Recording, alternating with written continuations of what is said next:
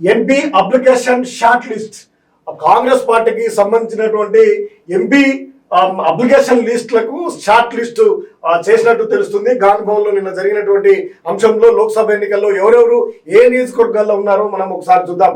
గాంధీ భవన్ లో పిఎస్సి సమావేశం జాబితాపై Pradesh selection committee కసరత్తు.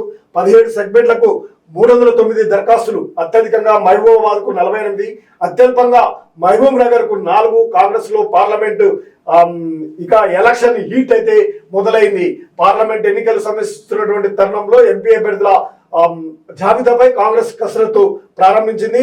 జాబితా ప్రాథమిక అంచనా ప్రకారం ఎవరెవరు ఏ నియోజకవర్గంలో పోటీ పడతా ఉన్నారు, ప్రధానంగా వారినే గుర్తిస్తూ వారిని పరిశీలిస్తా ఉంది ఎన్నికల కమిషన్. కాంగ్రెస్ కమిటీకి సంబంధించినటువంటి ఎన్నికల కమిటీ, దానికి సంబంధించినటువంటి పేర్లు ఒకసారి చూద్దాం. నియోజకవర్గ వారిగా వరంగల్ ఎస్సీ సర్వే సత్యనారాయణ, మోత్పల్లి నర్సింహులు, సిరిసిల్ల రాజయ్య.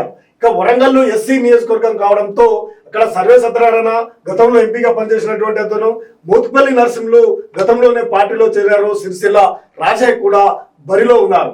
ఇక నాగర్ కర్నూలు కూడా ఎస్సీ, నాగర్ కర్నూలులో కూడా ఎస్సీ ఉండడంతో సంపత్ కుమార్, మల్లు రవి, చారకొండ వెంకటేష్ ఇక్కడ అనేక మంది ఇప్పటికే అప్లికేషన్లు పెట్టుకున్నప్పటికీ ప్రధానంగా వీరి యొక్క ఈ 3 పేర్లు ప్రధానంగా వినిపిస్తా ఉన్నాయి నాగర్ కర్నూలు పార్లమెంటు నియోజకవర్గంలో. ఇక ఆదిలాబాదు ఇది ఎస్టీ నియోజకవర్గము, ఎస్టీలకు సంబంధించినటువంటి వారే ఇక్కడ ప్రాతినిధ్యం వహిస్తూ ఉంటారు. నరేష్ జాదవ్ కాంగ్రెస్ నాయకుడు, సేవలాల్ రాథోడ్ కూడా పోటీ పడతా ఉన్నారు. ఈ ఇద్దరు పేర్లను కాంగ్రెస్ ప్రభుత్వం, కాంగ్రెస్ పార్టీ పరిశీలిస్తా ఉంది అభ్యర్థులుగా. ఇక మహబూబాబాద్ ఎస్టీ ఇక్కడ బలరాం నాయక్, బెల్లయ్య నాయక్, విజయ బాయి ముగ్గురు కూడా పోటీ పడతా ఉన్నారు. ఈ ముగ్గురు పేర్లను కూడా కాంగ్రెస్ పరిశీలిస్తా ఉంది. బలరాం నాయక్ గతంలో మాజీ కేంద్ర మంత్రిగా పనిచేశారు, గతంలో ఎంపీగా కూడా కొనసాగినటువంటి ఆయనకు అవకాశం ఉందనే అభిప్రాయం కూడా వ్యక్తమవుతుంది. ఇక బెల్లయ్య నాయక్ కూడా కాంగ్రెస్ లో కీలక బాధ్యతలు పోషిస్తా ఉన్నారు. ఆయనకు అసెంబ్లీ ఎన్నికల్లో ఆశించినా కానీ అసెంబ్లీ టికెట్ రాకపోవడంతో ఇప్పుడు ఆయన పేరును కూడా ఇప్పుడు ప్రధానంగా పరిశీలిస్తున్నటువంటి తెలుస్తా ఉంది. ఇక ఖమ్మంలో హోరాహోరీ పోటీ అయితే కనిపిస్తా ఉంది. అనేక మంది ప్రముఖులుగా గెలిచే అవకాశాలు ఉండటంతో అనేక మంది పోటీ పడుతున్నాడు ప్రముఖులు కూడా. ఇక ప్రధానంగా సోనియా గాంధీ పేరును ప్రధానంగా తీసుకుంటున్నారు, పరిశీలిస్తా ఉన్నారట. ఇక రేణుకా చౌదరి కూడా గతంలో కేంద్ర మంత్రిగా అక్కడ ఎంపీగా కొనసాగినటువంటి ఆమె గత ఎన్నికల్లో కూడా పోటీ చేయడం జరిగింది. పొంగులేటి ప్రసాద్ రెడ్డి, బిహెచ్ హనుమంతరావు కూడా ఇక్కడ పోటీ పడతా ఉన్నారు. మల్లు బట్టి విక్రమార్క డిప్యూటీ సీఎం భార్య సతీమణి నందిని కూడా ఇక్కడ పోటీ పడతా ఉన్నారు. ఆమెను కూడా పరిశీలిస్తా ఉన్నారట. వి రాజేంద్ర ప్రసాద్ కూడా పోటీ పడుతున్నటువంటి సందర్భం ఇక్కడ వీళ్ళందరి పేర్లను కూడా పరిశీలిస్తుంది. ప్రధానంగా సోనియా గాంధీ వచ్చినట్లయితే ఇవి అందరికీ చెక్ పడే అవకాశం ఉంది. ఇక 6వ నియోజకవర్గము పార్లమెంట్ నియోజకవర్గము హైదరాబాద్ జనరల్. ఇక్కడ సమీర్ ఉల్లా అనే మైనార్టీ నాయకుడు పోటీ పడతా ఉన్నారు. సూరం దినేష్, ఆనందరావు పొత్తులో ఎంపీటీకి ఇచ్చే ఛాన్స్ కూడా ఉందట. ఒకవేళ దీన్ని ఎంపీటీకి ఇచ్చేసే అవకాశాలు కూడా ముందుగా ఉన్నటువంటి నేపథ్యంలో ఇది వదులుకునే అవకాశం ఉంది. లేదు అంటే సమీర్ ఉల్లాకు వీరి పేర్లను, ఈ ముగ్గురు పేర్లను మాత్రము ప్రధానంగా చూస్తా ఉన్నారు.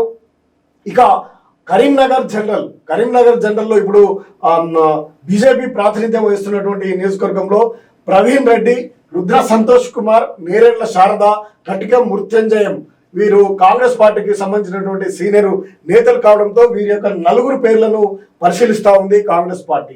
ఇక పెద్దపల్లి ఎస్సీ నియోజకవర్గం ఇది.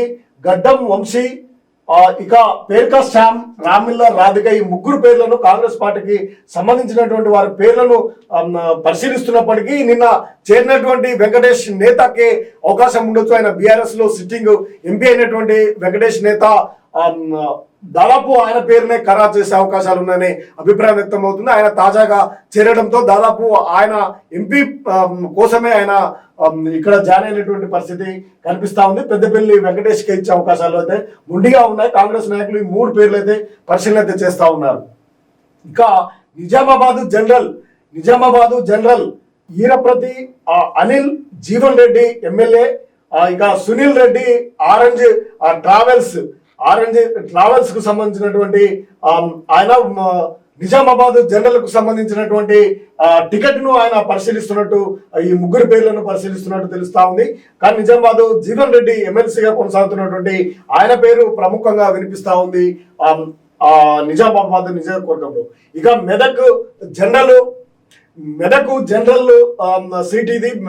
ఇక్కడ సీనియర్ నేత అయినటువంటి జగ్గారెడ్డి పేరును ప్రధానంగా ప్రస్తావిస్తా ఉన్నారు. ఆయన అసెంబ్లీ ఎన్నికల్లో ఓటమి చెందడంతో ఆయన పేరును ప్రధానంగా పరిగణలోకి తీసుకునే అవకాశం ఉంది. ఇక్కడ మైనంపల్లి హనుమంతరావు కూడా ఉన్నారు, భవానీ రెడ్డి, అదేవిధంగా బండారు శ్రీకాంతరావు నలుగురి పేర్లను ప్రస్తావిస్తా ఉన్నారు. ఇక్కడ వీరిద్దరు కూడా గత అసెంబ్లీ ఎన్నికల్లో పోటీ చేసి ఓడిపోయినటువంటి వారు.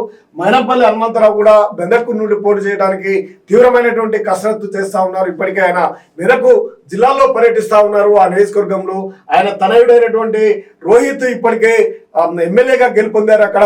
ఇప్పుడు ప్రధానంగా హనుమంతరావు పేరు ప్రస్తావన ఎక్కువగా వస్తుంది. ఆర్థిక పరంగా ఉన్నటువంటి ఆయన బీఆర్ఎస్ కు బీటలు వారాలంటే అక్కడ ఉన్నటువంటి స్థానిక నాయకులను బీఆర్ఎస్ నాయకులు తమ వైపు తిప్పుకొని గెలుచుకే అవకాశాలు ఉన్నాయనే దాని మీద మైనంపల్లి హనుమంతరావు పేరును ప్రధానంగా ప్రస్తావిస్తున్నట్టు తెలుస్తా ఉంది. ఇక జహీరాబాద్ జనరల్ సురేష్ షట్కార్, ఇక త్రిష మంత్రి దామోదర కుమార్తె పేరు, ఈ రెండు పేర్లు ప్రధానంగా చూస్తా ఉన్నారు జహీరాబాద్ నియోజకవర్గాన్ని. కానీ సురేష్ షట్కార్ కి సంబంధించినటువంటి ఆయనకు వచ్చే అవకాశాలు ఉన్నాయనే అభిప్రాయం బలంగా వినిపిస్తా ఉంది. త్రిష మంత్రి దామోదర కూతురు కుమార్తె అయినప్పటికీ ఆమె ఇప్పుడే రాజకీయాల్లోకి రానున్నందున ప్రధానమైనటువంటి పార్లమెంటుకి ఇచ్చే అవకాశాలు లేవు. సురేష్ షట్కార్ కి మొగ్గు చూపే అవకాశం ఉంది. కాంగ్రెస్ పార్టీ ఇద్దరు పేర్లను ప్రధానంగా చూస్తా ఉందట. ఇక మల్కాజ్గిరి జనరల్ బండ్ల గణేష్, హర్షవర్ధన్ రెడ్డి, సర్వే సత్యనారాయణ, ఈ ముగ్గురు పేర్లు ప్రధానంగా వినిపిస్తా ఉంది. బండ్ల గణేష్ సినీ నిర్మాత, ఆయనకు గత కొంతకాలంలో పోటీ చేయడానికి ఊగిలుడుతా ఉన్నారు. కాంగ్రెస్ పార్టీలో కీలక నేతగా కొనసాగుతూ ఆయన ఒక అనేక ప్రచార సాధనాలతో కాంగ్రెస్ పార్టీని బలోపేతం చేయడానికి చూస్తా ఉన్నారు. కాబట్టి ఆయన పేరు కూడా ప్రధానంగా ప్రస్తావిస్తా ఉన్నారు. ఇక సర్వే సత్యనారాయణ గతంలో ఎంపీగా గెలిచినటువంటి సర్వే సత్యనారాయణ కూడా ఇక్కడ నుంచి పోటీ చేస్తే ఏ విధంగా ఉంటుంది అనే దాని మీద పరిశీలన చేస్తా ఉంది. ఇక సికింద్రాబాద్ జనరల్ సిఏ వేణుగోపాల్ స్వామి, డాక్టర్ రవీందర్ గౌడ్, డాక్టర్ గడల శ్రీనివాసరావు, విద్యా స్రవంతి, అనిల్ కుమార్ యాదవ్, ఈ నలుగురు పేర్లను కాంగ్రెస్ పరిశీలిస్తా ఉంది. ఈ నలుగురిలో ఎవరికొకరికి చేసే అవకాశం అయితే కనిపిస్తుంది. ఇక ప్రధానంగా చెవేళ్ల జనరల్ సీట్ ఇది. చెవేళ్ల పార్లమెంటుకు సంబంధించి పారిజాత నరసింహారెడ్డి, దామోదర ఆవేలి, కేఎల్ఆర్, మల్రెడ్డి, రామరెడ్డి. ఇక చేవెళ్ల నియోజకవర్గానికి వస్తే కాంగ్రెస్ నాయకులు అయినటువంటి నలుగురు పేర్లను ప్రధానంగా వినిపిస్తా ఉంది. ఈ నలుగురిలో ఎవరిని ఒకరిని చేసే అవకాశం ఉంది. ప్రధానంగా పారిజాత నరసింహారెడ్డి పేరు ప్రముఖంగా వినిపిస్తా ఉంది. మల్రెడ్డి, రామరెడ్డి కూడా తనకు ఇవ్వాలంటూ పట్టుబడతా ఉన్నారు. ఈ నలుగురు పేర్లను పరిశీలిస్తుంది కాంగ్రెస్ అధిష్టానం.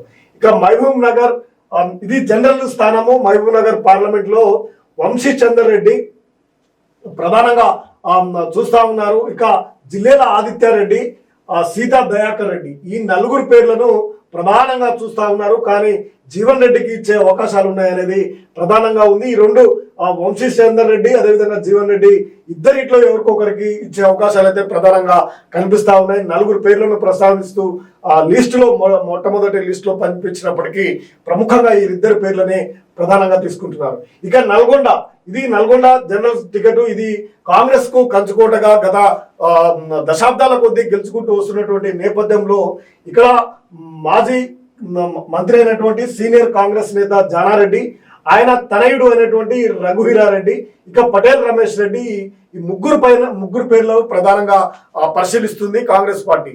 అయితే జానారెడ్డి దాదాపు పోటీలో ఉండకపోవచ్చు, తన కుమారునికి రాజకీయ భవిష్యత్తు ఇవ్వాలి కాబట్టి రఘువీరారెడ్డిని బరిలోకి దింపాలనే యోచన అయితే ఆయన చేస్తున్నట్టు తెలుస్తా ఉంది. అయినప్పటికీ కాంగ్రెస్ పార్టీ మాత్రం ఆయన పేరును కూడా పరిశీలిస్తా ఉంది. రఘువీరారెడ్డికి లేదా పటేల్ రమేష్ రెడ్డికి, వీరిద్దరికి ఎవరికొకరికి వచ్చే అవకాశం ఉంది. రఘువీరారెడ్డి గతంలో మిర్యాలగూడ అసెంబ్లీని ప్రయత్నించడం జరిగింది. ఆయనకు 2-3 దఫాలు కూడా టికెట్ ఇవ్వకుండా నిరాకరించారు. ఇక పటేల్ రమేష్ రెడ్డి కూడా సూర్యాపేట టికెట్ ను ఆశించారు. ఆయనకు ఎన్నికల సమయంలో అధిష్టానం ఏఎస్సీ అధిష్టానం కేసీ వేణుగోపాల్ స్వయంగా ఆయనకు హామీ ఇవ్వడం జరిగింది. రాతపూర్వకంగా నల్గొండ పార్లమెంటు తమకే ఇస్తామంటూ కూడా ప్రకటించినటువంటి నేపథ్యంలో ఇప్పుడు రఘువీరారెడ్డి కూడా దాని మీద నాకే ఇవ్వాలంటూ పోటీ పడతా ఉన్నారు. జానారెడ్డి ఆయనకు మద్దతుగా ఉన్నటువంటి నేపథ్యంలో ప్రధానంగా వీరిద్దరి పేర్లు ప్రస్తావించే అవకాశం ఉంది, పరిశీలిస్తా ఉన్నారు. ఇంకా భువనగిరి జనరల్ ఇది. ఇక్కడ భువనగిరి నుంచి చామల కిరణ్ కుమార్ రెడ్డి పోటీ పడతా ఉన్నారు. అదేవిధంగా తీన్మార్ మల్లన్న, కైలాస్ నేత కీర్తిరెడ్డి, సూర్య పవన్ రెడ్డి. ఈ భువనగిరి నియోజకవర్గానికి బీసీలకు ఇవ్వాలనే అంశము ప్రధానంగా వస్తా ఉంది. ఇక్కడ చామల కిరణ్ కుమార్ రెడ్డి, అదేవిధంగా తీన్మార్ మల్లన్న, కైలాస్ నేత పోటీ పడతా ఉన్నారు. ప్రధానంగా వారి ముగ్గురు పేర్లు ప్రధానంగా వినిపిస్తా ఉన్నాయి. ఈ దాదాపు ఎవరికో ఒకరికి కేటాయించే అవకాశం ఉంది. అదేవిధంగా పవన్ కుమార్ రెడ్డికి పవన్ రెడ్డి, సూర్య పవన్ రెడ్డి, ఈయన కోమటిరెడ్డి వెంకటరెడ్డి అన్న కుమారుడైనటువంటి పవన్ రెడ్డి పేరు ప్రధానంగా ముందుకు తెర మీదకి వస్తుంది. లేదా కోమటిరెడ్డి రాజగోపాల్ రెడ్డి సతీమణికైనా ఇచ్చే అవకాశాలు ఉన్నాయనే అభిప్రాయం కూడా మరోవైపు వినిపిస్తున్న నేపథ్యంలో ఈ 17 పార్లమెంటు నియోజకవర్గాల్లో వీరి యొక్క పేర్లను ప్రధాన లిస్టుగా పేర్కొంటూ కాంగ్రెస్ అధిష్టానము పరిశీలిస్తుంది.